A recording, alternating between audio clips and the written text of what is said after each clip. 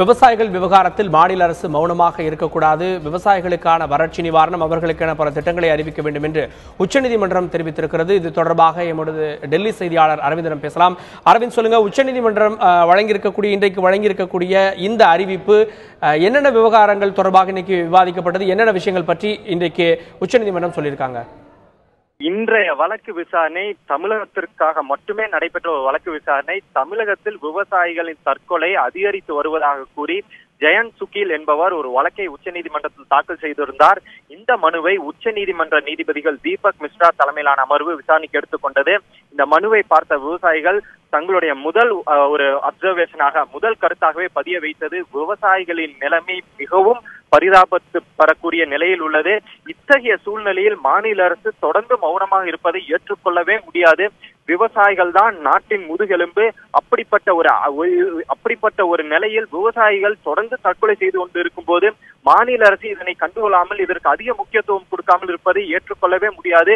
உடனடியாக மாநில அரசு இதில் அதிக முக்கியத்துவம் கொடுக்க வேண்டும் என கூறினார்கள். அதே போல வழக்கு விசாரணை நடந்து கொண்டிருக்கும் போது மனுதாரர் தரப்பில் இந்த மனுவை சென்னை உயர்நீதிமன்றம் தள்ளுபடி செய்திருப்பதாகவும் ஒரு கருத்தை முன்வைத்தனர். அப்போது நீதிபதிகள் இதில் அதிர்ச்சியை முன்வைத்த நீதிபதிகள் இது விவசாயிகளின் தற்கொலையில் சில எண்ணிக்கை மாறாக இருப்பதாக கூறி, அந்த கணக்கில் தவறு இருப்பதாக கூறி சென்னை உயர்நீதிமன்றம் இந்த மனுவை தள்ளுபடி செய்திருப்பது மிகவும் வியப்பளிக்கிறது. இதில் பிரச்சனை அந்த எண்ணிக்கை அல்ல. ஒரு விவசாயி இறந்தாலும் அது மிகப்பெரிய ஒரு ஆபத்து. நாட்டின் முதுகெலும்பே விவசாயிகள் தான். விவசாயிகளின் தற்கொலை செய்து கொண்டிருக்கும் போது இதில் அந்த எண்ணிக்கையில் தவறாக இருப்பதாக கூறி மனுவை தள்ளுபடி செய்திருப்பது ஏற்புடையதல்ல என கூறிய நீதிபதிகள் இந்த விவகாரத்தை அதிக முக்கியத்துவம் கொடுத்து அனைவரும் கருத்தில் கொள்ள வேண்டும் என கூறி இந்த வழக்கை நீதிமன்றத்துக்கு உதவும் வழக்கறிஞராக கோபால் சங்கர் நாராயணையும் நியமித்துள்ளார்கள். அதே போல தமிழக அரசிற்கு ஒரு அதிகப்படியான உத்தரவை நீதிபதிகள் இதில் பிறப்பித்துள்ளனர். குறிப்பாக இந்த விவகாரத்தை மத்திய அரசு தான் பார்த்துக் கொள்ள வேண்டும், மத்திய அரசு தான் விவசாயிகளுக்கு உதவ வேண்டும் என்ற பேச்சுக்கே இடமில்லை. மாநில அரசின் கடமை இது. they are bound to do it. It's their duty. அதாவது மாநில அரசு தங்களுடைய விவசாயிகளை பாதுகாக்க வேண்டும், தங்களுடைய ஒவ்வொரு சிட்டிசனையும், ஒவ்வொரு குடிமகனையும் பாதுகாக்க வேண்டும். குறிப்பாக விவசாயி என்று வரும்போது அதிக முக்கியத்துவம் கொடுத்து விவசாயிகளை மாநில அரசு பாதுகாக்க வேண்டும். அதன் அடிப்படையில் மாநில அரசு உடனடியாக இந்த மனுவை அதிக கவனம் கொடுத்து இந்த மனுவை பரிசீலனை செய்ய வேண்டும். ஏதோ ஒரு 100ல் ஒரு மனுவாக இந்த மனுவை எடுத்துக்கொள்ளக்கூடாது. இந்த மனுவுக்கு அதிக முக்கியத்துவம் கொடுக்க வேண்டும் என கூறிய நீதிபதிகள் வழக்கு விசாரணை 2 வார காலங்களுக்கு ஒத்திவைத்துள்ளனர். அந்த 2 வார காலத்திற்குள் ஒரு விவசாயிகள், அதாவது வறட்சியால் பாதிக்கப்பட்டுள்ள விவசாயிகளுக்கு மாநில அரசு எந்தெந்த உதவிகளை செய்ய முன்வருகிறது, what are the schemes and what are the concessions gonna be given to the farmers, அதாவது மாநில விவசாயிகளின், அதாவது வறட்சியால் பாதிக்கப்பட்டுள்ள விவசாயிகளுக்கு மாநில அரசு எந்தெந்த உதவிகளையும், எந்தெந்த திட்டங்களையும், எந்தெந்த சலுகைகளையும் கொண்டு வரப்போகிறது என்பதை ஒரு பதில் மனுவாக கொடுக்க வேண்டும். இதில் ஒரு வழக்கில் பதில் மனுவாக கொடுக்க கூடாது.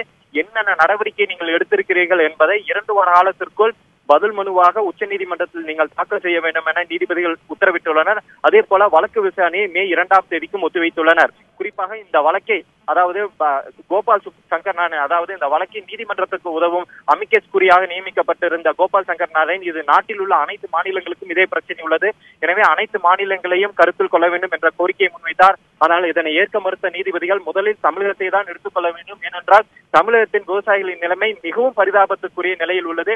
எனவே தற்போதைய இந்த மனு தமிழகத்திற்காக மட்டுமே கொடுக்கப்படும் உத்தரவாக கருத்தில் கொள்ள வேண்டும். தமிழக அரசு உடனடியாக இந்த விவசாயிகளுக்கு என்ன செய்ய வேண்டுமோ அதனை செய்ய வேண்டும். விவசாயிகள் இது போன்ற நிலையில் இருப்பதை ஏற்றுக்கொள்ள முடியாது என மிகவும் அதிகப்படியான ஒரு உத்தரவை, ஒரு கடுமையான உத்தரவாக தமிழக அரசுக்கு நீதிபதிகள் தற்போது பிறப்பித்துள்ளனர். அரவிந்த், அதே போல் நீங்க சொன்னீங்க, இது மாநிலம் மட்டுமல்ல, நாட்டின் எல்லா பகுதியிலுமே இது போன்ற ஒரு சூழல் இருப்பதாக மனுதாரர்கள் தரப்பில் தெரிவிக்கப்பட்டது அப்படின்னு. அப்போ மத்திய அரசுக்கு வேறு ஏதாவது அறிவுரைகளை அல்லது மத்திய அரசுக்கு வேறு ஏதாவது அறிக்கை தாக்கல் செய்ய வேண்டும் என்று நீதிபதிகள் அறிவுறுத்தி இருக்காங்களா?